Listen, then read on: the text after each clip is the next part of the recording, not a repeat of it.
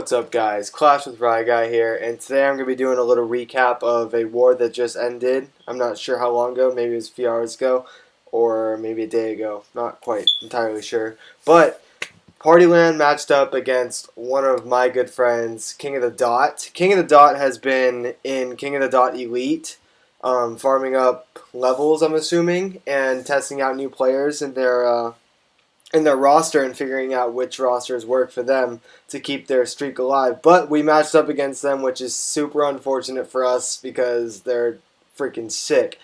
But we ended up losing the war by 1 star because of one of my friends who came in clutch at the very end and 3-starred me to win the war for them.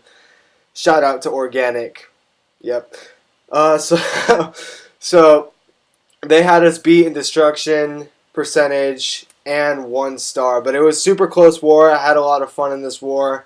I came up with some good attacks, so did a lot of other players in my clan, and along with Kingofthedot.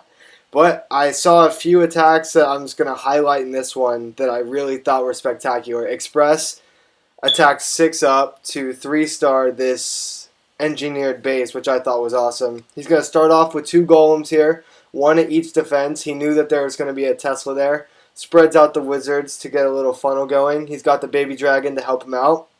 These wizards are going to slowly move in, as he's only got a few of them, so he's got to make sure that they're protected by those 2 golems, which is why he brought 2 of them, to make sure that they made it through. This baby dragon is still alive, but it's being taken out by the air defense. His Valks are coming in. He knew that the funnel was enough to have his Valks go towards the center, so he wasn't worried about bringing wall breakers, or maybe he had a wall breaker fail. He's dealing with this CC right now. As the troops are moving in, he also has back-end hogs, so he's got to keep heals for those back-end hogs. So he's going to keep 2 of those for them. He starts trickling them in here, and he is slowly spreading them out just to make sure that he doesn't run into any giant bombs or double giant bombs or anything like that. He spreads them out and keeps them secure, so if he loses a little pack of them, it's not going to be as dramatic to him.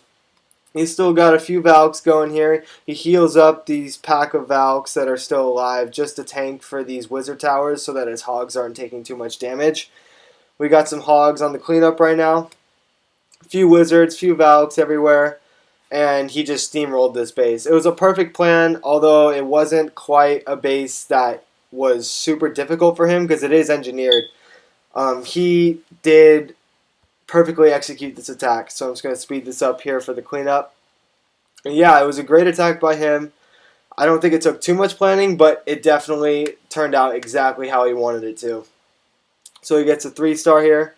It's a comp he used. And that was the biggest jump I saw in war match, not war match, in his mirror. He attacked 6 up. So the next attack that I'm going to go over is my attack on Organic, and this was a blessing and a curse for me because I think he came back to 3-star me at the end just because I did this to him. So I'm going to start off. I see that I'm going to come from the top because his Archer Queen is right here, and I need to make sure that I get rid of this Archer Queen in order for my air portion to have any success. So I take advantage of these 2 walls right here, and I use 1 jump to get over all these walls. So I need to figure out a way to funnel my bowlers into the middle. So I start off with a baby drag right here on the right and on the left towards these 2 elixir collectors and this elixir collector and the laboratory, so that leaves these 2 collectors to funnel my bowlers towards this king right here, which is perfect. And this builder hut was back here, so I placed my queen in order to take care of that. Place the bowlers in here. I'm going to place a jump to get through all these compartments. Drop the rage spell. I have the warden with me just to make sure I don't run into any trouble. But right here, I see that my queen is going around the side, and I realize that he had a hound in the castle because this base wasn't scouted yet. So I decide to just not deal with the hound. I see that I have a shit ton of bowlers in the middle, so I don't have to worry about that. I'm going to pop the queen's ability early so that she dies sooner. just because I don't want to have to deal with that Lava Hound. Here's where I start my air portion of the Laloon. I drop 3 Lava Hounds and then funnel the balloons towards the... I want to make sure I'm getting rid of this Inferno Tower early, so that's why I dropped 2 haste over there and only 1 over here. These balloons are slowly going to funnel towards the middle, but there's not really a middle of this base because the town hall is on the outside. Nothing's really be protected to the town hall. So that Lava Hound goes down. I drop the freeze right there. I'm out of spells to drop on my balloons, and all my balloons are clumping up right here, which could have been trouble for me if I had a Wizard Tower to take out, but luckily I only had the Inferno Tower to take care of, so I had enough balloon support to get rid of that last Inferno. So we're just going to speed it up here. I have a lot of balloons left over, a lot of cleanup troops. I was a little worried about these skeleton traps, but it was totally fine. I have a minion to help clean up, so I just dropped this on the right side here eventually. Swag a poison spell, didn't have to deal with the CC. It's all about reading and reacting whenever you're doing an attack like this. So we're going to move on to Organic's attack on me, which won them the war in the last minute of the war. I believe it was the last minute, something like that. The very end of the war, it got them the final star they needed to win. So he is going to be attacking me with Goibo, and I've done a review on this strategy, and it's super effective. He goes with healers on his packs of witches and bowlers. I go with 2 golems, so it's just preference on what you want to do. His healers are level 5, which is very helpful for him. So he has the funnel going towards this, towards about 7, 8 o'clock here, and he drops 2 jump spells, which is going to get him completely through this base, except for the back end, which he's going to have plenty of witches left over to ultimately steamroll over my base. So I have the baby dragon, my CC, going on defense right now, but it's just not going to be enough. He steamrolls through that. He has no more spells left. He drops that rage spell. Not sure what's going to take out this Inferno Tower because the Inferno Tower is out of range, but he has the rage spell on those bowlers on the right side, so he has enough firepower to get through. He also has some troops on the left side here that are going to, along with his Archer Queen, that's going to take out my final Expo, and he has troops going around the right side. So he ultimately had more firepower than my base could handle, and that's all this war was about. We got a little outmatched, which is, it happens, but ultimately it was a great war by them. A lot of fun to watch, a lot of fun to be a part of, and it sucks to lose, not gonna lie, but if I'm going up against my friends, I'm glad that it was a fun war. So we also had a missing attack on our team by Tiger. I'm not sure where he was, but he is opted out right now. Maybe it was like something family related. I'm not really sure. But that last attack could have been a big deal for us. Maybe not, though, because of the percentage points, because their lowest had a 94%. So I don't think we would have won on percentage, but we would have tied on stars, which would have been huge.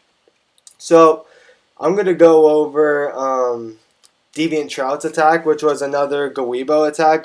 You see this attack strategy everywhere now. It's literally, the meta has gone back to spam, and I hate it because Clash of Clans is not doing anything to stop it. They just enforce the troops that suck, and then those troops ended up being spam troops. So they can't really win, but it's very unfortunate that this attack strategy is so good.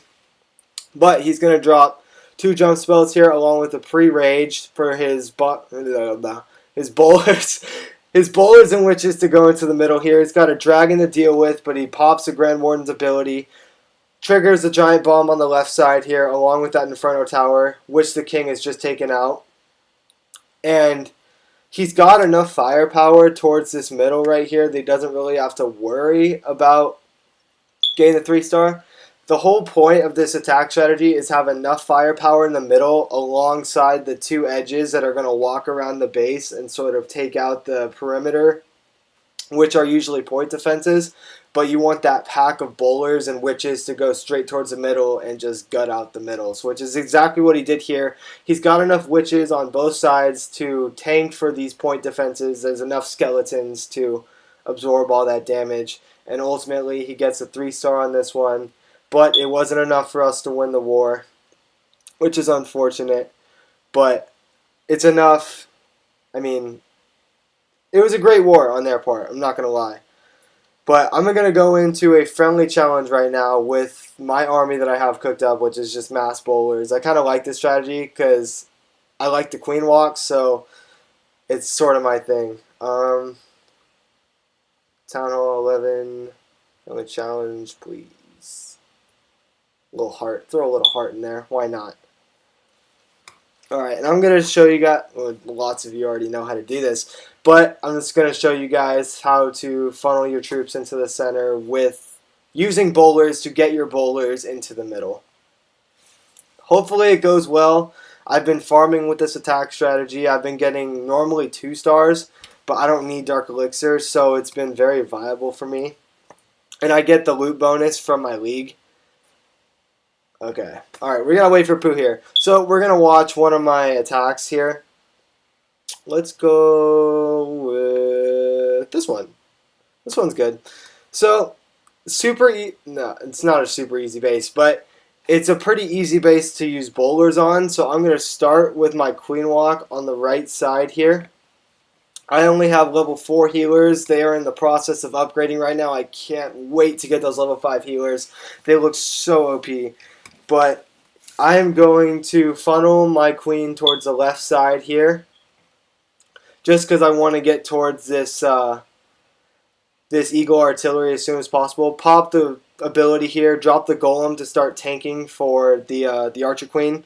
Let her heal up. Use 6 or 7 bowlers on the edge here, along with 2 healers, just to funnel my bowlers into the middle. So I dropped the jump spell right here. And I was a little worried when that eagle shot went off because all my bowlers were clumped right there. But it was okay because they had the distance away from the eagle artillery. I didn't have to worry about it. Pop the ability here to tank for both Inferno Towers and the eagle artillery. Take out that right Inferno Tower and then rage up the core to make sure they get to that Inferno Tower before it causes too much damage. Drop a second rage along with my second jump over here to help my troops get the 3-star here, and we're just gonna fast forward here. Yeah, bowlers are still super powerful. They've really been super powerful ever since they were upgraded maybe 6-7 months ago, and that was a long time ago when they were updated. But they've always been good. I've always been a fan of using them. I'm just not a fan of the spam witches and bowlers for the 3-star. So I am going to attack not Pooh Bear. That's my dad's Clash account. My dad used to play Clash of Clans. His name's Grand Pooh Bear, but I'm going to attack Pooh Bear here. And ooh, I don't know how to attack this. This is a new base. I have not seen this one. Okay. So we are going to start with the queen on this right side here, along with 4 healers. And she is going to funnel into about here somewhere. So I'm going to drop a barbarian here. Oh, those wall breakers won't break. Okay, so that's unfortunate. We're going to drop the rage. Is that in range? Do I have to pop the ability? Yeah, I have to pop the ability. Okay, so we're going to drop that, drop this, along with all my bowlers here. And we are going to drop Warden, King, 4 wall breakers. Rage up! And we are going to get through. Perfect. Okay, so now we got to watch. Okay, we're going to pop the ability there because of the giant bomb. And we're going to freeze that.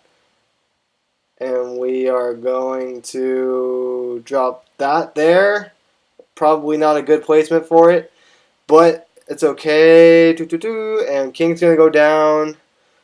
We have enough firepower to... No, we don't. So, it's a good base by Pooh Bear because you have to choose whether you want to take out the CC or the queen.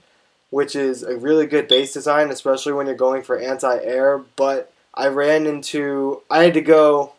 to choose between going at the Inferno Tower or going at the Queen. So I decided to go at the Queen, which wasn't really the smartest idea. But it is a 2-star on a fairly good Town Hall 11. But we're just going to let this play out here. And I might get a few more percentage points here. Because this Queen, she has 4 healers on her. So maybe we could get a super high percentage 2-star if this bowler doesn't die. We'll leave him alive. So we're just going to let time run out here. But yeah, this attack strategy is super fun to use. I'm personally a fan of it, especially now that my heroes are max. I don't need Dark Elixir anymore. So I'm just going to farm with this until I max out all my walls. And then I'm not really sure what I'm going to do. Please leave comments about what I should do next once my walls are done, because I don't really know what to do. I've always spent all this time trying to max out my heroes and walls. So we're just going to end the battle here. And yeah, that's it. That's all I've got for you guys today. Awesome war to you guys, Kingofthedot, PartyLand boys. We did well. We weren't expected to win at all, but we put up a good fight, and I'm proud of you all. And yeah, that's it. All right. Thanks, guys. Have a good one, and clash on.